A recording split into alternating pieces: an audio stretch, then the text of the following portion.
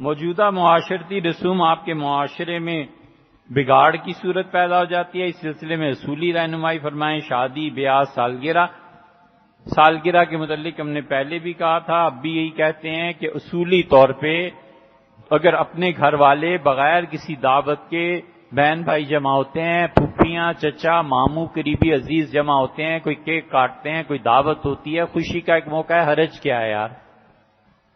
کیوں خام نے پابندی لگانی ہے؟ ہاں اس میں ناچ ہو، موسیقی ہو، غیر محرم آ جائیں، پردے کا خیال نہ رہے، بالکل غلط بات ہے۔ لمٹس جو ہیں اس کے مطابق ٹھیک ہے، ان لمٹس کو کراس نہ کیا جائے۔ اگر کوئی بھی کسی قوم، کسی معاشرے کا رواج شریعت سے متصادم ہوتا ہے تو اس رواج کو ختم کیا جائے گا۔ مثلا عبداللہ ابن عمر اور سلمان فارسی رضی اللہ عنہما دونوں ایک شادی میں گئے۔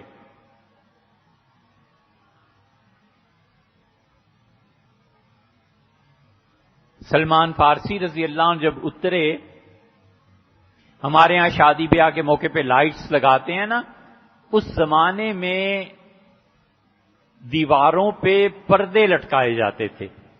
گھر کی باہر کیا فیس ہے، دیوار ہے، اس پہ سرخ، سبز، اودا، پیلا، کوئی بھی رنگ اچھا سا لگا دیا، پردے لٹکا دیے۔ تو سلمان فارسی رضی اللہ عنہ اترے اور عبداللہ ابن عمر رضی اللہ عنہ بھی سواری سے اترے، دیکھتے رہے۔ تو سلمان فارسی رضی اللہ عنہ نے کہا تمہارے گھر کو بخار ہو گیا۔ تو وہ جو شادی والے تھے سمجھ نہیں سکے، انہوں نے کہا کیا مطلب؟ حضرت کہنے لگے کپڑے جو اڑائے ہوئے ہیں تو اسے بخار ہو گیا ہے، سردی لگ رہی ہے تمہارے مکان کو۔ انہوں نے کہا حضرت مکان کو تو بخار نہیں ہوا۔ فرمایا پھر یہ کیوں کپڑا ضائع کیا، میں واپس چلتا ہوں۔ چلے گئے، نہیں بیٹھے شادی۔ سیدنا عمر رضی اللہ عنہ جیسے آدمی امیر المومنین تھے، گھر میں گئے اور شادی کے موقع پہ تو دیکھا تصویریں لگی ہوئی ہیں۔ فرمایا یہ کیوں لگا رکھی ہیں؟ تمہیں پتہ نہیں ہے حضور صلی اللہ علیہ وسلم نے تصویریں لٹکانے سے منع کیا ہے؟ واپس آ گئے، نہیں ولیمے میں بیٹھے۔ یہ مزاج تھا کہ جہاں بھی خدا کی نافرمانی ہے ہم اس میں تعاون نہیں کریں گے۔ اور دوسرا مزاج انہی کے بیٹے عبداللہ ابن عمر، لوگ ڈرے کہ یہ بھی اب واپس جائیں گے، وہ سلام کر کے گھر کے اندر چلے گئے۔ تو کسی نے کہا سلمان واپس چلے گئے، ان کا ٹھیک کیا، ان کا اور آپ آگے کہنے لگے کیا کریں، عورتیں غالب آ گئی ہیں، کیا کریں اب؟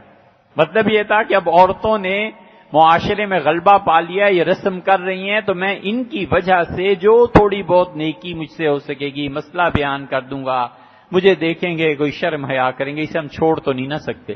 یہ دوسرا پہلو ہے دین کا۔